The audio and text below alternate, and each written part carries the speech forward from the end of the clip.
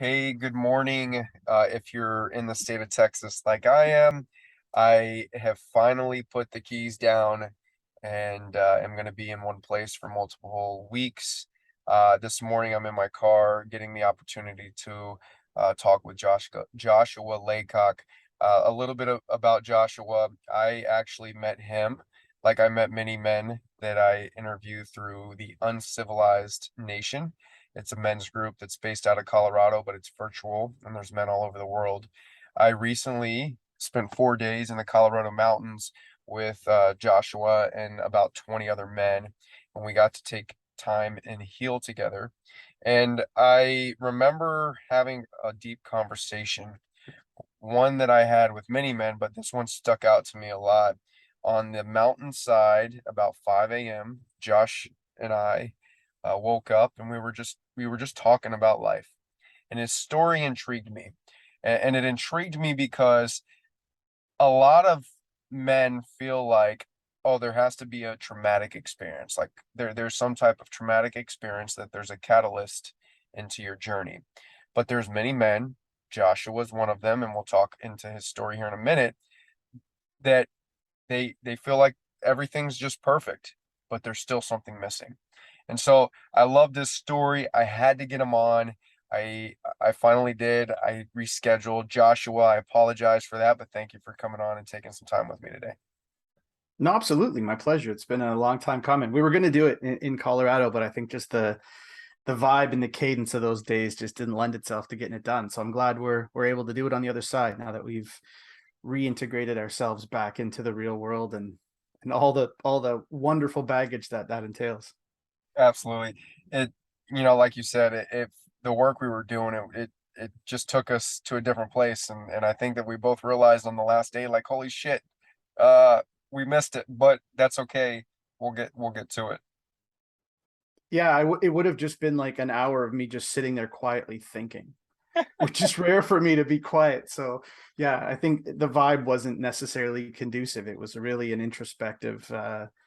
It was a powerful weekend, and I don't think we'll go too deep into that here. We can later, but definitely an experience that I think every man on the planet should experience. And as you said, it doesn't matter what your past, where you're from, whatever your sort of socioeconomic status is or whatever. It's something that I think every man should experience.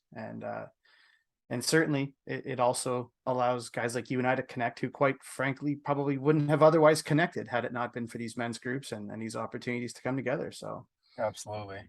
So Josh or Joshua, I keep switching back and forth. What do you go by? I tend to go by Joshua, but don't worry if you call me Josh. What I usually get is a lot of Josh was so so I'm pretty easy. I'm pretty easy either way. All right, I'm gonna do my best. I'm gonna have a ticker of Joshua versus Joshua's. All right, Joshua, tell me a little bit about yourself, your background. There's so many things you've done, and I like my mind was blown when you told me. Yeah, I mean, I can start, as far back as we want, but I think my life has probably been quite varied, mostly due to lack of focus, but that's okay. So right now, I'm 41, be 42 in a few months. I live in Canada. And for those of you who might know where that is and want to zoom in, I live just outside of a town called Kingston, which is a couple hours east of Toronto. So in Ontario, sort of central eastern Canada. It's a beautiful space. I've lived all over Canada most of my life, so that's where I live. I have two kids, a son who's and they just had birthdays, so they're 8, and my daughter is 5. And in a few days, I'm coming up on my 10th wedding anniversary with my absolutely incredible wife, Kate. We have a dog, kind of the textbook, like married, Yeah. boy, girl, house, dog, the usual sort of nuclear family. And yeah, so my day job is I work for a massive insurance company here in Canada, and I'm a product specialist. That's what I've been doing most of my professional career, is working in the commercial insurance space. But really, the stuff that we're here to talk about is my work with myself, and then which naturally evolved into working with other men, particularly. And yeah, so I have a men's coaching practice called Lifestyle Evolution. I'm the head coach, which is probably a bit of a fancy title, but essentially I just help oversee and work with a lot of the uncivilized coaches. So those are men's coaches that you can get access to through joining the Uncivilized Nation. I also run or co-run an online group called the Complete Dad with one of my good buddies, who's a South African who lives in Germany. Gotta love the internet. So we run that as well. And just for giggles, because if that's not enough, I'm also going back and doing my master's of psychology, and then all the other stuff, coaching my son's baseball, and going to be getting back into jujitsu, and just keep moving. So there's a lot on my plate, but really all of it now is in service of my master vision, which we can talk about. That's a big part of my practice, but my version of what visions are and how they serve us. And everything that I do is just trying to move in, closer to that point of my vision of what kind of a man do I want to be, what kind of a life do I want to live. And it's been a really wild journey from, just a completely asleep drone to now moving into a pretty funky and fun part of my life where I'm now starting to be aware of all the cool things going on and just exploring and playing, really. It was interesting. Obviously, I mentioned before we got on here, this podcast is a platform for me to help men turn their pain into power. And you made a good point that not all men experience pain in the way that we think it at the surface level, right? Like the pain point may not always be painful, right? And traumatic. And so for you, you mentioned that like you had everything, and I'll let you go in deep into that, but there was still something missing. Tell me about that, the point in your life where you were like, there's something more, I need to get it, and I need to just change what I'm doing. Yeah, and you're right. So we don't always have to have a massively tragic backstory. There are a lot of men that do, and that's helpful if you hear those stories. If that's what you're facing, that's incredible. But sometimes that can be a little off-putting to people who haven't had that. And they're kind of, one of the things that I'm really mindful of is I speak to a lot of men who are like, yeah, but I don't need, or maybe I'm not even worthy of a coach or a therapist or doing this work because my life's not that bad. I'm good. And the challenge is like, we all have our own struggles. We all have our own challenges. And what I don't want to see men do is like minimize what they're working through, because maybe relative to someone else, it's not as dangerous or traumatic, but it's still your thing, right? It's still your challenge, and it's still something that's holding you back from thriving and living the life that you want. So yeah, for me, like, it's a pretty idyllic story. I have incredible parents. They split up when I was a baby, but I always talk, like, my dad and my mom, who are still friends, are the textbook on how to have a divorce with a young child and not completely screw the kid up. I mean, the jury's still out, but they did an incredible job. And despite going through a very painful part of their life, I never bore the brunt of that. And they both remarried. And so I ended up actually having like four incredible parents who were so loving and close, and we're all friends with each other. And it was a really cool thing. I grew up in an upper middle class family. I never wanted for anything financially. We were doing quite well.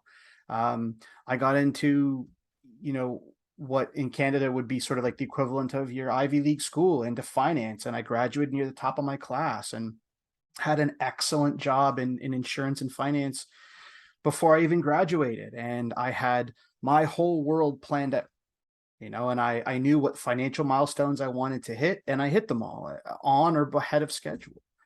At the time where we're sort of coming up to, I had moved to Vancouver on our west coast, and I was living in North Vancouver in a rainforest. Literally across the street was a river and a dam, and I'd wake up to like bald eagles and bears cruising through my neighborhood. It was like just stunning. And I was married to the woman who is the love of my life, and is a part of me that I just can't even begin to articulate. I even had my old junker Toyota 4Runner that I'd always wanted, and I loved it. And I had a young son who was healthy. had the dog, had everything, and I was just numb. I found myself going through the motions. I found myself really getting distracted by things that, a good man shouldn't be distracted by. And that's what I was telling myself. And, it was like I've done everything. I ticked all the boxes. I've done all the things that I should do that society says I should be doing. Why am I not happy? And I thought, like a lot of people, well, I'll test a new job. So I was approached and I accepted a very challenging job that I thought was going to test my skills, and everything just went crashing down from there. It was a When disaster from day one. when was Yeah. this? What time frame are we Oh, speaking? yeah, we're talking like 10 years ago. So roughly, Okay. so probably 13, 14, 15-ish, Okay. I just wanted okay, to get a time. 2013. I wanted Yeah. to get a time So, frame on when we're yeah, talking. So 10 years ago. yeah. So call it roughly 10 years ago. Um, and what I got into is I've always had a really creative imagination. I grew up an only child. I have siblings from my dad's second marriage, but I was raised an only child. So I have that sort of only child creativity, imagination, because you got to entertain yourself kind of thing. And while that's great, it helps me write stories and be fun and articulate. It can also turn on you. And what I found is I was getting into quite dangerous cycles of rumination. I was getting really upset with myself. I was having conflict with other people. I found myself, when you get into those situations where you have a conflict and then for 2 weeks later, like, oh, I should have said this and I should have said that. And next time I see him, I'm going to do this. And I was out of control. And thankfully, it wasn't manifesting in dangerous behaviors, but it was really getting uncomfortable, like to the point where I didn't know that I wanted to be in the office because I wasn't sure that I could keep my temper with, our CEO and whatever was going on. And this is not the company I work for now. It's a completely unrelated company. So I was really uncomfortable. And I've talked about this before, is there was a day where I was driving into work and I was anticipating conflict. And I was so into this rumination, into this conflict kind of fantasy, I guess, where I went in and I just ripped this guy a new one and I kind of George Costanza quit and walked out. And, but then I remember thinking like my body was physically reacting to this and I wanted to do that. But I was like, well, I have a kid and I have, rent that I have to pay and I have expenses and you can't do that. And this is not okay because I didn't trust myself enough to not do something epically stupid because I was so not in control of my emotions and my thoughts. So I think I might even have gone home, worked from home that day. And I remember at night, because I wasn't sleeping, because I was just thinking all the time, thinking. I remember Googling, like, how do you shut your brain off? Or how do you, whatever, like something along the lines of what the hell's going on between my ears. And a book popped up that resonated with me, so I ordered it and devoured it, and that book led to an online men's group, which led to podcasts, which led to me joining other men's groups, and then that was the start of my journey. But I remember reading this book, The Unbeatable Mind by Mark Divine, who is a really cool cat, former Navy SEAL, CrossFit, yoga guy. He's still crushing doing his thing, but that book, The Unbeatable Mind, and then his other books, like The Way the Seal and stuff. Just it was the first time that I ever was aware of my mind as something that the process was within my control, right? I talked before, like my mind had always been either a massive asset or a massive liability, right? Like you go to school, you need to learn things. I can shove stuff into there, no problem, and I can use that. But when it would turn against me, I had no awareness of what was actually happening. So that book got me into things like mindfulness, mindset work. What I didn't realize at the time was actually some sort of quasi therapeutic tactics, CBT tactics to intercede and redirect negative thought patterns and stuff like that. And that was the beginning. And that was probably about 10 years ago when I got into this space. And now it's become my obsession. And like I'm happy as hell right now. We all have our things that we continue to work on, but my world on paper hasn't changed much in those 10 years by design in terms of acquiring assets, getting promotions. It's just not been my pursuit. I realized that I'd been chasing all the wrong things, and fell into that milestone goal setting trap that, when it's part of a larger system can be very helpful. But when that's your thing, when the whole purpose is to hit these milestones or to achieve these very tangible goals, man, we realize really quickly when you get there that that's not all it's cracked up to be. Yeah, so you mentioned, you talked about being numb at the beginning, like you had everything, but there was this numbness to you. Can you tell me more about that? And then tell me, as you tell me more about that, talk to me about the following weeks, months, years. I know Mm-hmm. the job, you mentioned the job, but the process of your change. So you've been in this for 10 years. Tell me the things that you've changed over the course of the last 10 years. Yeah. So, I mean, our minds recognize change, right? Like cold and hot are relative only to where you're coming from, loud and quiet, those sorts of things. So it's easy for me to look back and be able to put labels on what I was feeling, but I wasn't labeling them. I didn't have the capacity to recognize them at the time, right? Like when we go to the dentist and we get a freezing, we know our face is numb because we know what it feels like when it's not numb. But I didn't really know any better because I just sort of grew into this being this adult, um, that I didn't recognize. So I wasn't one morning was like, boy, I'm feeling numb, because you don't, right? And it's almost like people who are in a depression. You don't really necessarily realize you're in a depression until someone can help you recognize maybe where you're at and give you a bit of context and perspective. So what I knew for me was intuitively in my gut was like, if this doesn't get better, I may not be married for very long. I'm certainly not going to be a very good father. And that to me was just utterly unacceptable. And it became quite matter of fact. Um, and this is coming from a place where at the time my marriage was good, or at least I thought it was.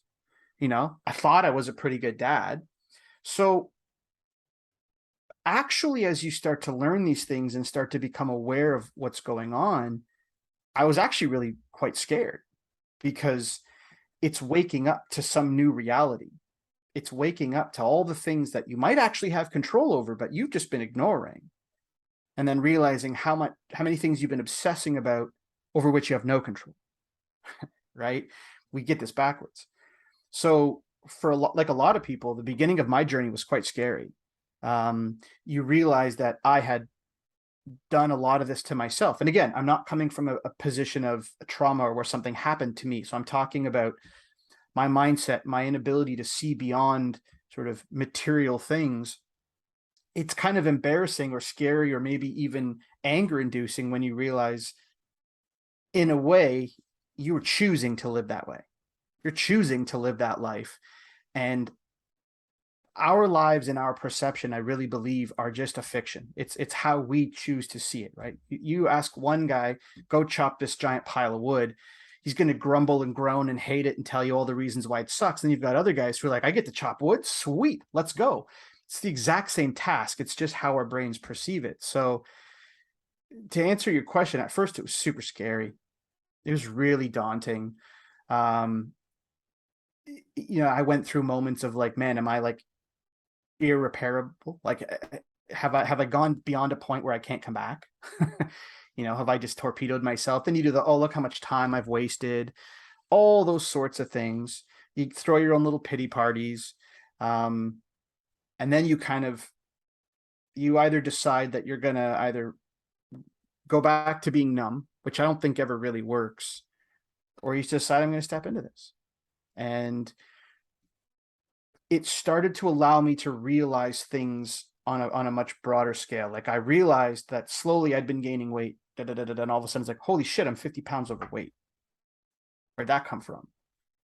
Or like, boy, I'm married, but I've really been taking this relationship for granted. That's interesting. Or people always joke there's no manual to being a father. Actually, there's tons of them. Right? There's a ton of resources on how to be a better man, how to be more present, how to learn how to communicate with children, how to deal with high energy children. um, even some of the stuff that we talked about around connection and different types of psychology, like so there are. You just have to go find them, and you have to be open to them. And I think that's something that's I love Dewey Freeman's conversations on the difference between control. And I always saw myself as a powerful person. I was smart, I was making good money, da da da da da da da. But what I really Dewey Freeman talks about, to be powerful, you have to be able to influence, but also be influenced. I was a super arrogant SOB who had no real justification for the level of cockiness and confidence that I was bringing to the world. It was a mask for deep-seated insecurity. So I wasn't prepared to be influenced. I was imposing myself on the world. So what I was doing was I was trying to exert control. And I'm a massive follower and fan of the Stoic philosophy, capital S, Stoicism, which at its core is about recognizing the things that you can control and recognizing the things that you can't control, right? The things that you can't control will fill a warehouse. The things that you can control are quite small, and you should spend your energy there. And what I was trying to do is I was trying to control my world, but it was all the stuff that really we have no control over. So that process of coming to was very uncomfortable. And in fact, in the short run, I actually rebelled, and I dove deeper into the things that were numbing me and distracting me. And it just eventually, you just have to realize you little wins and little wins, and you start chipping away at it. And I think one of the most powerful things for me, which is very textbook masculinity based or driven, was when not only the work that I was doing was starting to have a benefit on me, but I was able to see that I was influencing other men. That was actually when the real power of what we were doing came to light for me. It's been studied a fair bit in that because one of the challenges, how do we get men into things like therapy and to start paying attention to their mental health? And there's a few sort of tick the box requirements, which increases the odds of men being successful in therapeutic and mental health practices. But one of them is the ability to give back, right? Men, we like to fix shit. Even if we don't know how, we like to fix stuff. So that was the light bulb moment for me, was when other people were seeing the changes in me, but also recognizing that what I was bringing to the table was having an influence on them. And I was able to see the growth that they were doing, that this whole idea of men's work and personal growth really was actually being a creative and adding value to my life. Yeah, I wanted to ask you a question because you had said that you had dove back for a short period of time on things that were numbing you still. Can you tell me what those things were? And then also, as you shine light on that, as you shine light on the realization of like, oh shit, I temporarily jumped back to these things that were holding me back. What was changing in your life as you were doing this process? Yeah, so at first it felt like nothing was changing. And that was the frustrating thing. So for me, my distractions weren't super sinister. Yeah, I would use porn every now and then. But it wasn't it wasn't. I mean, you could argue no amount is a good amount, but it wasn't something that was really distracting to me. Honestly, most of my distractions were, although it was early days on social, were Instagram and Facebook feeds of the material things I wanted. I was always convinced that I was going to be very wealthy. I'm not. I do well. I'm comfortable, but I'm not wealthy. But I was always convinced that I was going to be wealthy, and more, frustratingly looking back now, is I assumed I was entitled to it. I'm a smart guy. I'm entitled to that. So my distractions were fantasies around the jobs I was going to have, the money I was going to make, how I was going to spend it, the cars I was going to drive, the places we were going to go see. So a lot of my retreating into that world was like refusing to confront the world as it is, and I was just living in this fantasy of what my life could look like. And sometimes that's just watching a ton of movies. Sometimes it's just going on long walks, but not actually paying attention to the walks. I'm just fantasizing about the money and the things. And so a lot of it was just a mental distraction. I'm fortunate drugs and alcohol weren't really in my past. I mean, I'll have a drink, but it's not ever been a challenge for me. So for a lot of it was just really head in the sand kind of stuff. It's like the difference between buying a book and reading a book, and then even reading a book and doing what the book says. I was at the buying a book phase, and I might even read it, but I wasn't doing anything with it because doing something about it was scary. It meant confronting these things. It meant making changes. So that was the beginning of it, and that's where I was kind of hiding from it. It's like buying all the vegetables and having the healthy food in your house and then still ordering pizza that next night. That's kind of like what I was doing. Um, what was changing? I think the biggest thing for me at the center of all of this was my relationship with my wife. Um, we right now we're in this phenomenally incredible place. We have a remarkable relationship. And we've always been good, whatever that means in air quotes. But I did realize that I was really taking it for granted. And so it started off with just having the courage to share things with my wife. Like, hey, I'm reading this book. I know it's a little weird. What do you think? Um, it was just being a little open, starting little conversations, being more mindful of how other people were. And the biggest pivot was starting to look at life from other people's perspective. Um, so those little changes started to open me up to start actually living in the world. And then that turned into like, and it's funny, like right now I have my back goes out. It has been for quite a while, probably 20 years now. It usually does it a couple times a year.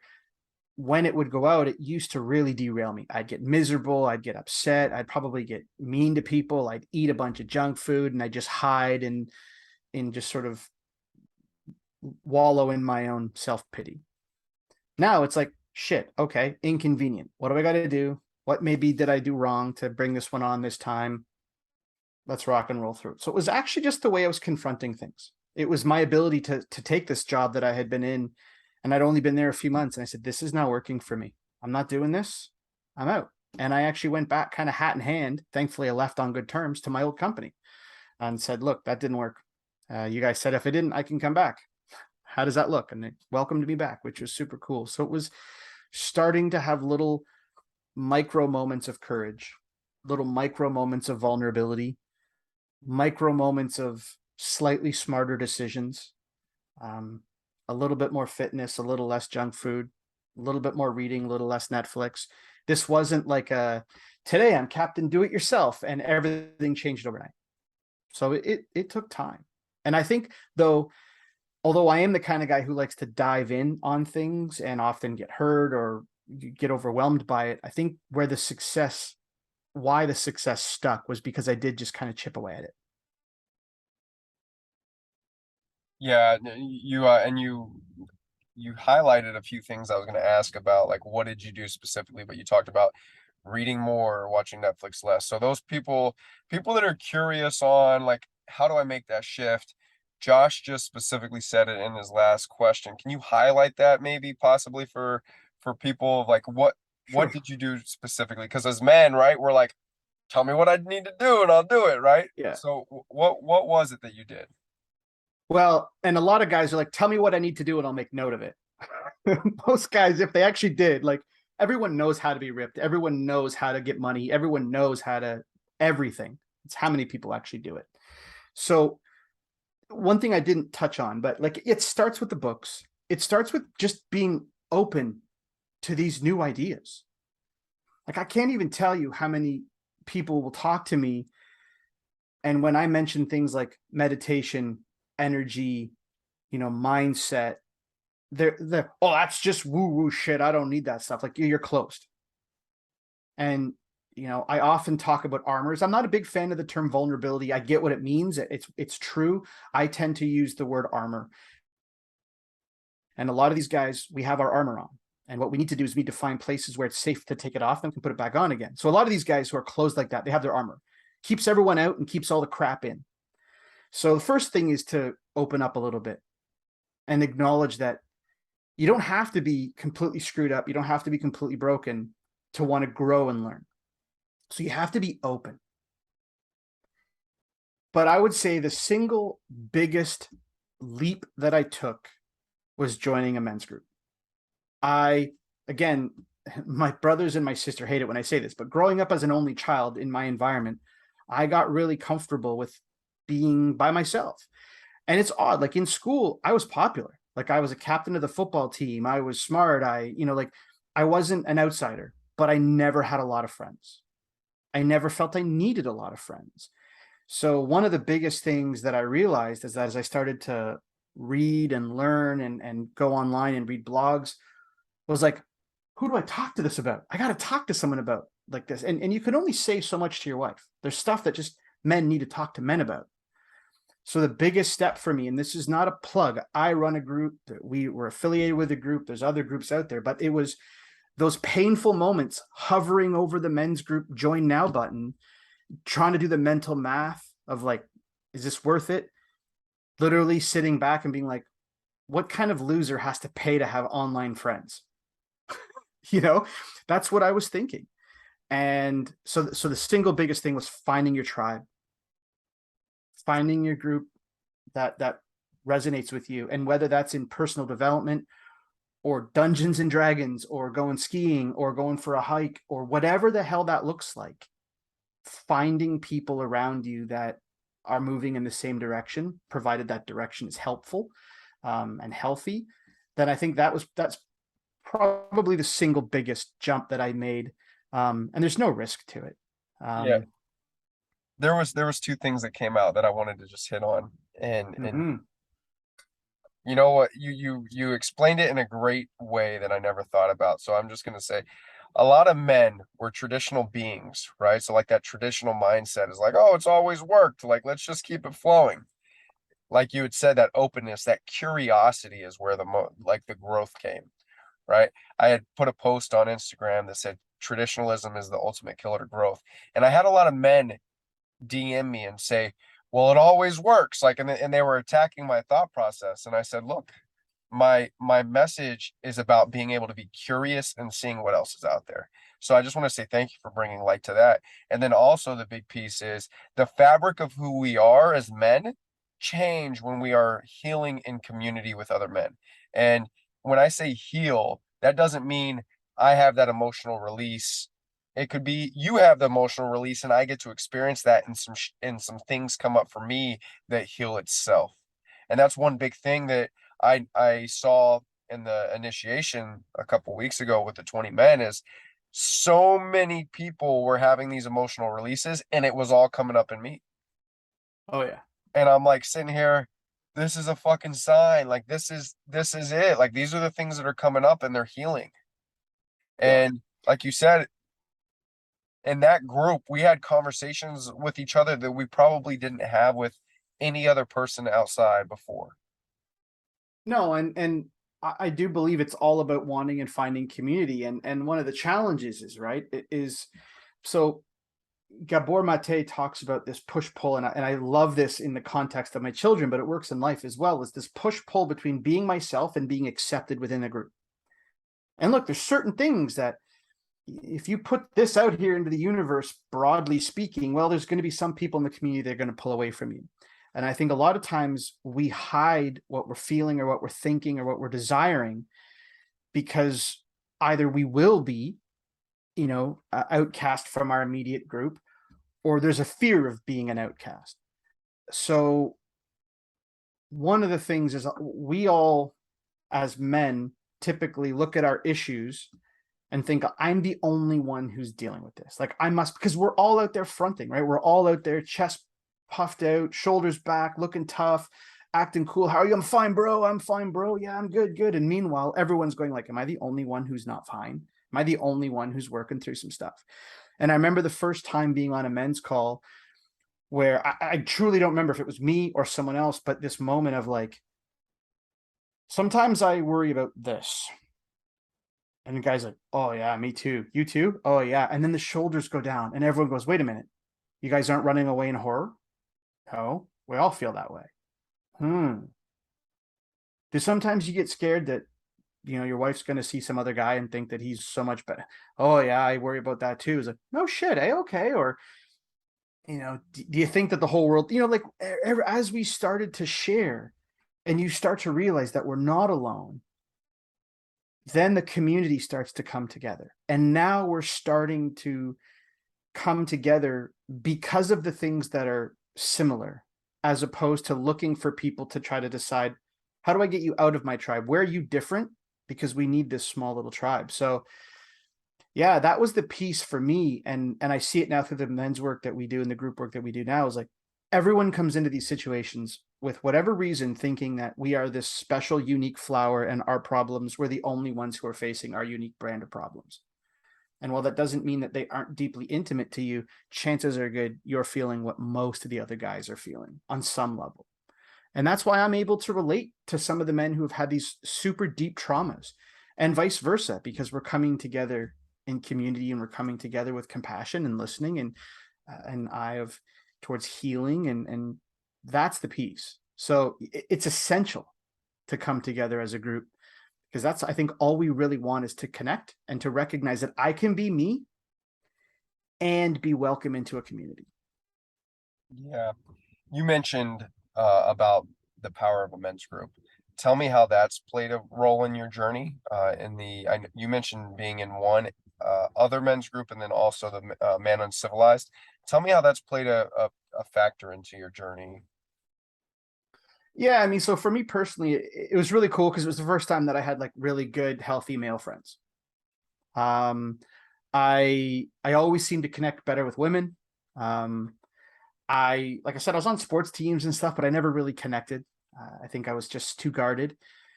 Um, Aside from my own personal work and just being around some phenomenal men and just learning some incredible things, it was also an opportunity for me to be given a chance to be a leader within these kind of groups. And it came about quite unexpectedly. I'd be on these calls. Naturally, I talk a lot. So I was moving into leadership positions and helping to facilitate some of these things. And I would jump on calls with guys all the time and we would have deep conversations. And I've had guys call me and say, "Hey, like I'm still married because of you." I've had people who have come out of the closet a lot because of conversations that they've had with me. Just they felt safe talking to me about that, which is great. I've had people say, like, "Look, I'm thinking dark suicidal thoughts. What do we do?" And we get them in touch with people who can help them. So what happened to me, the kind of interesting moment for me was when my calendar was just full up, and a couple guys were like, "Hey, I'd love to sit down and have a call with you." I was like, "I'm kind of jammed up. Like I don't have time right now." And it was like, "Well, you're a coach. Can I pay you?" It's like, "I'm not a coach. I'm just a guy." It's like, "No, no, I'm going to pay you. I want to pay you for this time because this is the kind of impact you're having in my world." So that was the first time that I thought, is this a thing I can do? Is this, maybe I'm actually okay at this? And then it kind of just amped up that, like I was talking about, our ability to give back level. And that was just huge for me. So that, I mean, directly benefiting me, getting into men's work has actually moved me on to this next phase of my life, which is coaching men, and now going back to school to do my master's in psychology and really help understand how this stuff works. And then this, the initiation that we did, that was my first time experiencing something that intense, seeing the breath work. So I'm looking into becoming a breath work facilitator, and trying to be part of the group that facilitates these types of men's events. So that's a very direct benefit. But honestly, it cut both ways. But being in part of a group, one, reminded me of how few real men and masculine friendships that I had that were healthy, but it was also my first real taste of that. And until you can really know what that feels like, um, it's hard to describe in words what that means to me. Yeah. Let me shift here for a second because something you said just like it hit me with regards to fatherhood. I'm working on a project that hopefully comes to fruition in the next couple months called the Integrated Father, and we can get in more depth offline sometime, but it kind of goes in with your complete dad podcast, and as you were having the perfect life that on paper, but you had that feeling that there was something missing. How has that helped your relationship with your children? How has that made you the better father, the more present father, the more aware father? We've talked about your relationship with your wife. We've talked about your relationship with other men. How has that helped you with your being a father? I don't know. Hopefully I'm not too horrible of a father. I think what it's allowed me to do is just be hyper aware of the importance of being a father. I mean, and that sounds like a small thing, but again, not being numb to the reality that raising these little humans and setting them up for success is critical. So, it's helped me with things like my comfort with sharing some of my challenges and my struggles. Um, in other words, not trying to be the super stoic dad in front of them all the time. My kids have seen me cry. I've apologized. We talk about my weaknesses. We talk about my strengths. We have uh, strong conversations, and I invite them into my world of men's work. I want them to see that I'm putting the effort in to being better for myself and for them. So, in that capacity, it's been essential. I say I don't know because I started the journey right as I became a father for the first time. So it wasn't something like I had 5 or 6 years of being a father, and then I discovered this process and was like, oh, I'm going to do all of this differently. Um, so I've been fortunate enough that I started these journeys as being a father and doing the work roughly at the same time. Um, but I think that's probably the biggest piece has been around my communication with my kids. And look, I've got a temper. I still fly off the handle and wish that I didn't, and I'm not perfect by any stretch. So that I would say has been the biggest thing. It's about being present and intentional. And if you have listened to the Complete Dad podcast, you'll know we talk about that all the time: is being intentional and being present, being intentional and being present. Just pay the fuck attention to what you're doing. Be smart about it. Have a deliberateness to what you do. Find a cadence. Um, and again, that complete willingness to take your armor off in front of your children. And, you know, and this is not my model. This is Ryan Mickler, that I used to work with quite closely, and I is a really good dude. He always talked about his mission was to teach his sons how to be the best men they could possibly be, and to show his daughter what type of a man, or what to look for in a man, how to model being a good man. And I take that to heart with my children. I'm teaching my son to be as good a man as he possibly can be, and I want my daughter to be able to look to me and to her brother as role models, so that when she moves into that world, and if she decides she wants to date a man, then she knows what to look for. And that's really at its core. But one of the sayings, or I'm sure one person is ultimately credited for it at the time, but whatever demons, whatever shadows, whatever wounds we don't address as fathers, we simply pass them on to our children. And I can say this: I would never hit my kids. I would never do things to hurt them. I would never abuse them. But to me, not addressing these things with the knowledge that I'm just going to pass them on to them, that's abuse, that's assault, that's neglect. And look, they're going to have their own issues that they're going to deal with. We all do. Um, my parents did an incredible job, and I have my own issues. But that's the biggest thing for me as a parent, seeing how important those stakes are, because most of the stuff that we deal with, or that we see other men deal with, are echoes from past generations that were never addressed. So there's cycle breaking, there's evolution, there's all this sort of thing that has to happen. And that's how I would say it's the biggest impact that it's had on me as a parent, recognizing that whatever I don't fix, whatever I don't sort out now, I'm just deferring that to my children, and that's unacceptable to me. Absolutely. That's powerful right there in what you said. And going back to, and I know I'm flip-flopping here, but Okay. having that being said and going back into men's work, and how was this journey, like, so we talked about the power of a men's group in your journey. Now being in more alignment with coaching and mentoring, guiding other men, how has that helped you? How has that helped you in your process? Where is that taking you, and where do you sit at now? In my life or in my coaching practice? Well, in your life and in your coaching practice. So, my absolute biggest strength in my world is my relationship with my wife. I know that I can rely on myself. I know that whatever I need to get done, I can get done. Could I survive on my own? Yes. But my relationship with my wife, which is very, very strong and is the byproduct of a lot of work and a lot of tough times, that is our core. That's the foundation on which my entire world is based. And my wife and I, we're not fighters. We don't yell. It's not our thing. We're pretty calm energy, usually. There was a moment in our world, and again, it was all in my head, but I was at a men's function and someone was talking about relationships, and he said something really powerful to me or to the group, which was relationships rarely end on a single major event, an infidelity or something. They're usually hundreds, if not thousands, of tiny little issues that get ignored, and you're inching your way towards the cliff, and then all of a sudden it's that one little thing.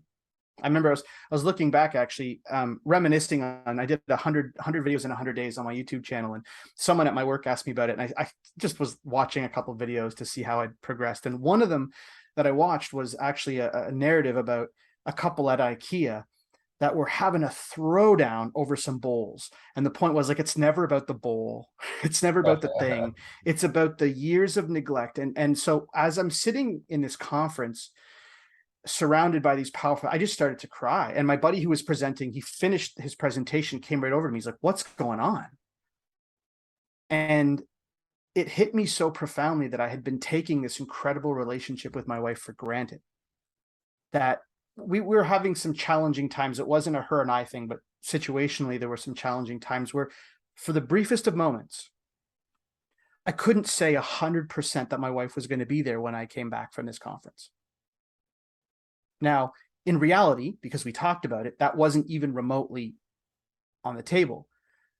But I couldn't say for certain because I'd just taken it for granted. And I'm talking about, I'm someone who, I dated a lot of women. I was at a point where I was convinced I wasn't meant to be with anybody because I'd gone on all these incredible dates with these incredible women and I felt nothing.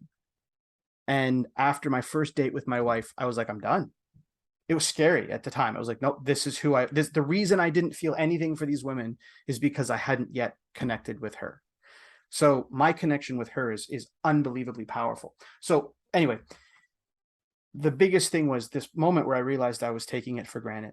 And from there, we started talking. We went to couples therapy just to talk through some of these situations that were facing our family that we were working through together. We started to have conversations. There was a moment actually where Traver from the Uncivilized Nation and I were talking, and he talked about, and I've said this before, I can't remember if I was listening to a podcast or if it was just one of the conversations that he and I were having, where he talked about, when you retract, when you pull back in a relationship, that is abuse, that is aggression. And that's what I did, right? I was the kind of person that if I'd get upset, because my mind is so good at creating fiction, I can catastrophize like a freaking ninja, dude. So I would have a little disagreement in my mind about something irrelevant, yada, yada, yada, yada. I'm living divorced alone under a bridge. Like I could see that parallel, that line in my head. So what I would do is, instead of potentially saying something dumb, which would set off this series of catastrophic collapses, I would just withdraw. I'd walk away, I'd go for a walk, I'd just not talk. And then you look at my wife, who that to her was very aggressive. So we talked, and I said, I feel like maybe I'm doing this. She's like, holy shit, yeah, you are. Because when you do this, this is what I think. And so for me, in my mind, I was trying to say, I'm trying to spare our relationship from my anger and from my frustration. And she's saying, well, and to me, it's like, this relationship isn't worth your energy. It isn't worth your time. You walking away is you walking away from me. And that couldn't be further from the truth. So that was our first, holy shit, we have to communicate. We have to tell each other what we're feeling, whether we're feeling happy or scared or anything in between. We have to tell each other what we're feeling. We have to open up. And that moment, I remember exactly where we were sitting and when we were talking about this, that led to things like commitments. Like, I know this sounds silly, but we need to commit that this marriage will work. We need to commit that we will be together forever. We need to commit to my vision of you and I at 95 sitting on the park bench holding hands, watching our kids and grandkids play. We have to make this commitment, and we have to recognize that it's going to take work, that it's going to be uncomfortable, but that everything that we do, however uncomfortable, has to be in furtherance of that vision. And we have ground rules around things like, now if we're maybe having a tough day and maybe I'm saying everything I seem to say is pissing her off. Is everything okay? And sometimes it's, yeah, you're pissing me off. Or sometimes it's like, no, I'm stressed about this thing. Sorry. I'm like, cool. Let's hug it out. Let's make contact. Let's remind ourselves that this is good. We do it with the same with our kids now. Like, if I'm just nattering at my children, she'll come, she'll put her hand on my back and she'll be like, honey, why don't I take this over? Why don't you go, I don't know, watch the race or watch a bit of baseball or take a few minutes. I got this. And then vice versa. So we communicate courageously. And I really believe that thankfully our values are in line and who we are as human beings. I mean, we don't see eye to eye on things like politics and all of the popular issues of the day. But because we've committed to very courageous communication, we are fucking unstoppable. And everything else comes from that. I always talk about trying to live from the inside out. That's it. I get my shit fixed myself. That allows me to have the confidence to have these conversations with my wife. We are now, a concept I use all the time is us, right? You have to define your us. My wife and I, we're good. That allows us to parent on a unified front. That allows us to tackle financial issues or whatever that might be challenging together as a unit because our home front is secure. And if I would have to say the single most powerful outcome of all the work that I've done has been solidifying this relationship with my wife. Hell yeah. Like that brings a lot of joy to me because a lot of that resonated with me and my wife. I want to ask you one last question before we wrap it up here. Is if you could give yourself one piece of advice looking 10 years back, like so Joshua now to Joshua then, giving yourself one piece of advice, what would it be? I don't know, 10 years ago. I mean, I got some financial tips and stock tips I might hand down, but maybe it's a cop out answer, but I would say, because I do think I've had to walk a journey for a reason, but I would say maybe it's a two-part answer if I can have a bit of latitude. I would say embrace discomfort and embrace risk. I guess maybe they're sort of the two sides of the same coin. I'm still a very risk averse human being. It's part of my nature. I work for an insurance company and that's my job. It's part of who I am.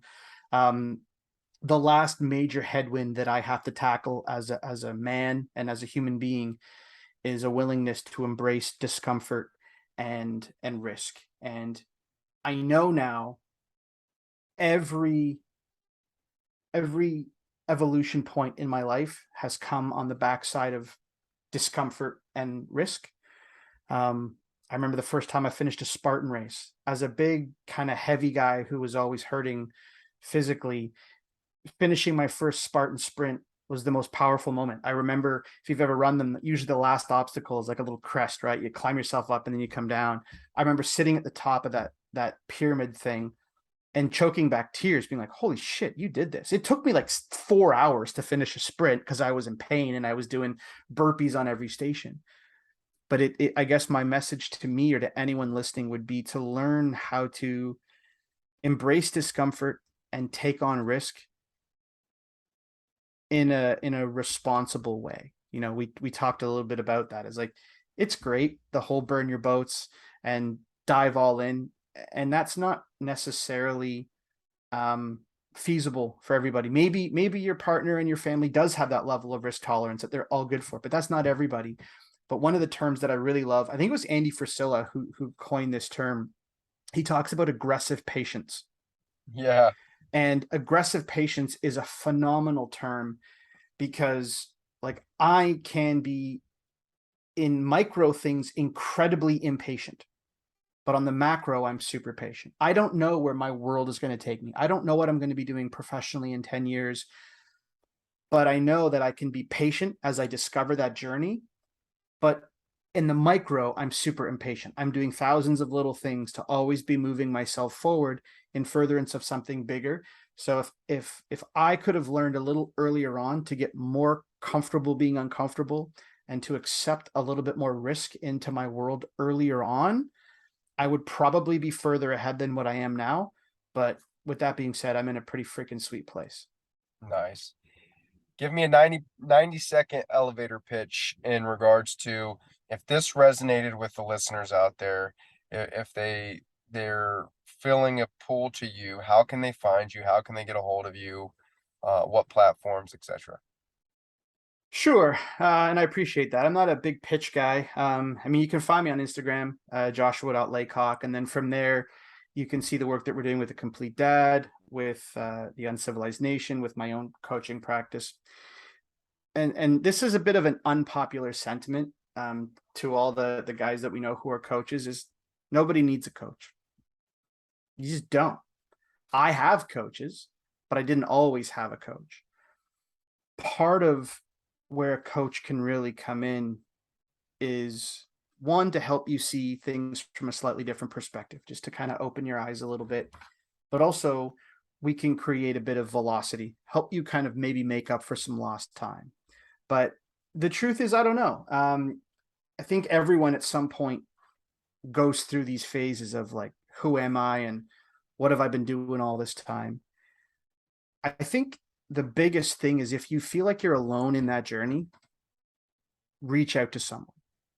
If you want to reach out to me, if you want to reach out to, anybody, just reach out to someone. You want to join my group, you want to join Shaver's group, you want to, like, just join a group and connect.